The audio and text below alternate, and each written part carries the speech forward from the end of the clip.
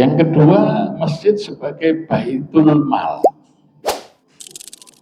di mana masyarakat yang membutuhkan bantuan dana, masjid menyediakan, dan masyarakat yang punya dana longgar akan menitipkan amalnya melalui masjid. Nah, itu.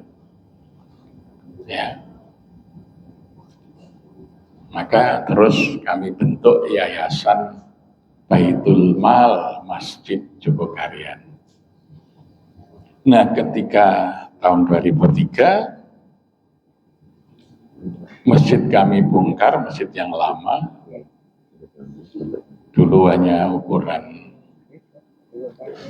9 kali 15 meter persegi,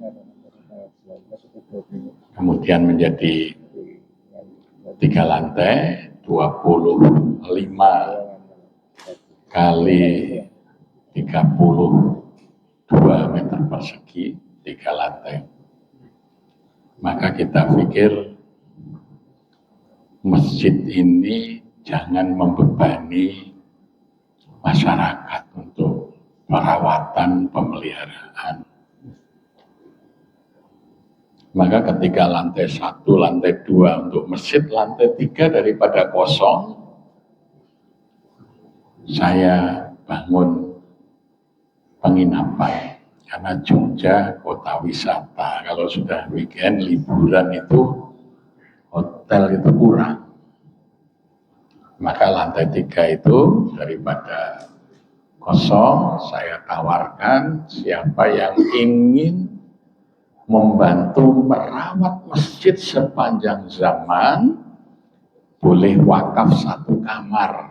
Waktu itu 1 kamar lengkap dengan isinya, mesin pemanas air, AC, televisi, bed itu 41.500.000. Jadi kalau orang wakaf 41.500.000, dia sudah membangun 1 kamar. Tapi beri nama kamarnya itu nama muwakifnya itu ya. Menjadi 13 kamar, yang 11 kita komersilkan, yang 2 untuk musafir yang tidak mampu, kita sediakan juga kamar yang sama, gratis 3 hari 3 malam gitu. Kemudian masjid itu kita rencanakan menjadi masjid tanggap bencana. Karena Jogja itu menurut sejarahnya pada masa Hamengkubuwono ke-6 tahun 1876 itu terjadi gempa besar yang meruntuhkan Tugu Golonggilik, ya, sehingga runtuh, kemudian diganti Tugu Pal Putih yang sekarang ini ada. Maka menjadi bahan kami, masjid ini harus tahan gempa. Kami pelajari gempa yang terjadi masa HB6 itu berkekuatan 7,2 skala Richter. Maka ketika kami membangun masjid 3 lantai, konstruksinya saya suruh buat tahan guncangan gempa 8,2 skala Richter. Apa yang terjadi? Wah, kita ini diketawain orang-orang teknik sipil.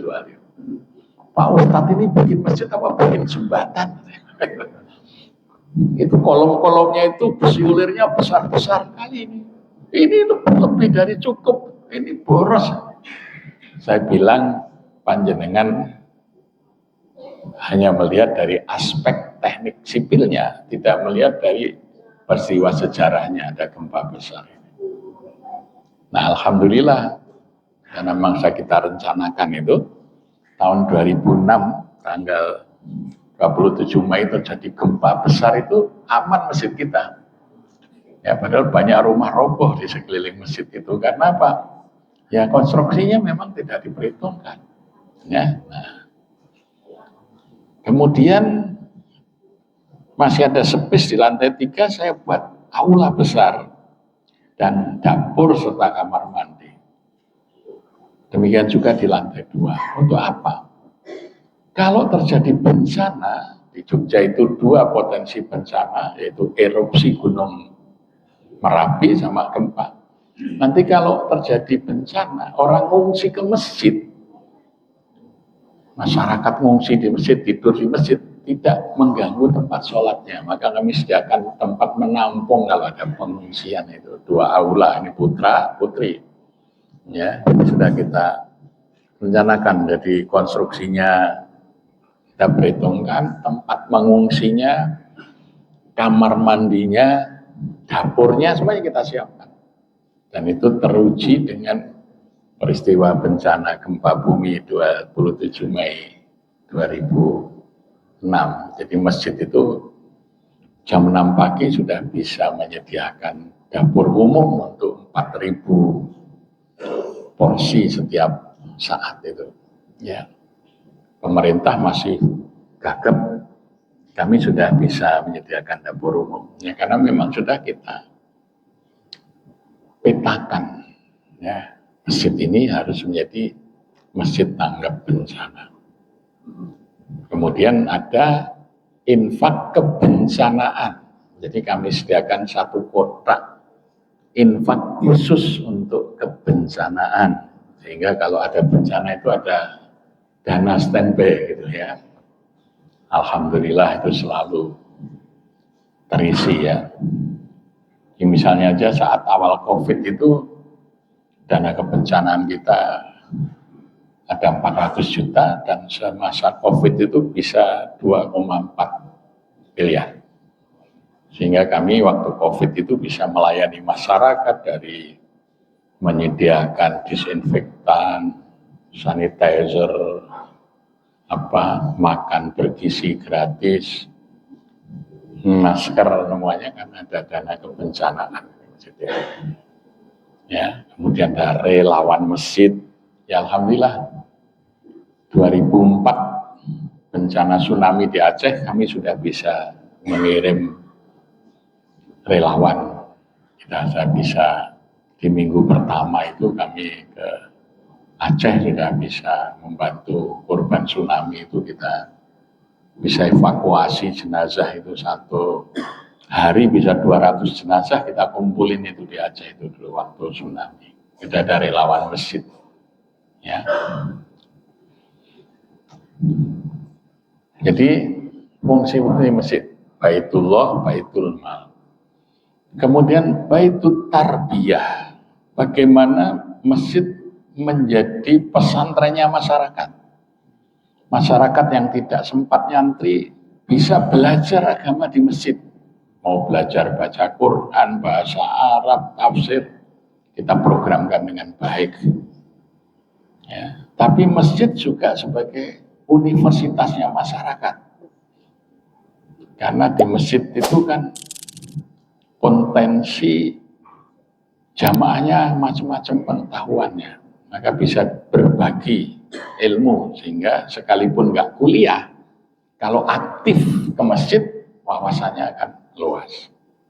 Ya, makanya termasuk kita waktu COVID itu mau bagi sanitizer nggak ada yang jual, kita mau buat sanitizer nggak bisa beli alkohol karena ada jamaah kita yang insinyur kimia, kita bisa membuat sendiri alkohol. Jadi ibu-ibu itu kalau sore kita gerakkan ke masjid ngupas singkong, kita buat tape, kita suling jadi alkohol. Malah pada masa COVID masjid itu membuat alkohol, membuat sanitizer, disinfektan, sabun, itu bisa kita lakukan.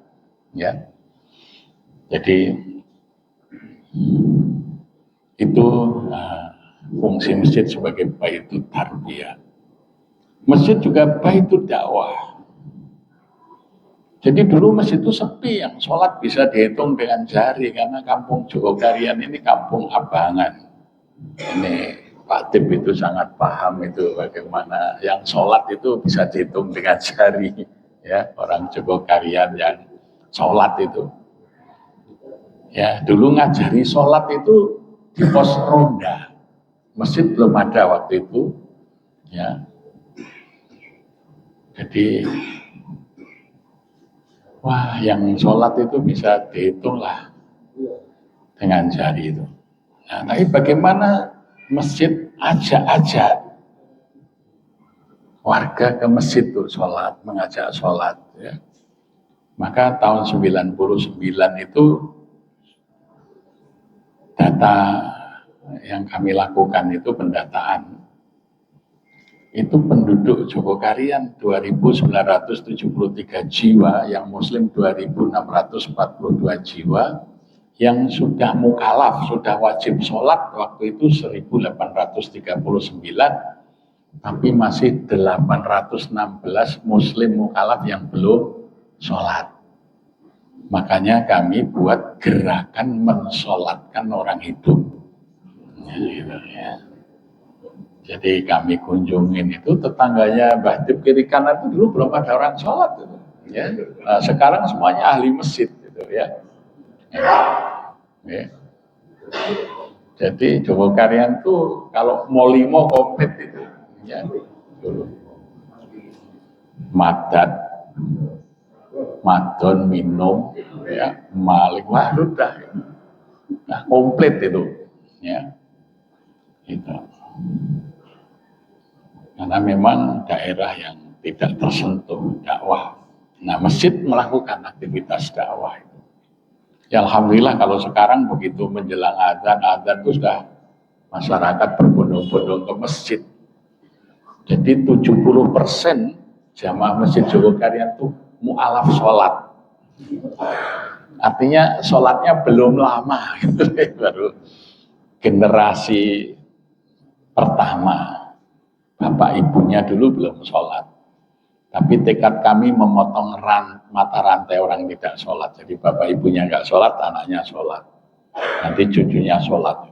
Itu. Jadi masjid itu aktif. Ya. Kata kuncinya adalah silaturahim. Ya. Yang pertama saya coba ini teman seangkatannya Pak Tip, namanya Pak Sar. Ya. Ke Jakarta juga tahun berapa itu, ya 50-an sekian, terus pensiun pulang. Saya suami ke rumah, kok saya tidak pernah melihat panjenengan sholat ke masjid. Wah ya, saya itu pengen sholat tapi malu, belum bisa. Oh sudah, besok saya datang ke rumah, saya ajarin sholat gitu. Wah jangan Pak Ustadz, ilmunya terlalu tinggi gitu. Ya. Nah, ini kami silaturahim dari pintu ke pintu, menawarkan kalau mau belajar sholat nanti masjid ini. Nah, yang sudah sholat diajak berjamaah, digembirakan di masjid itu.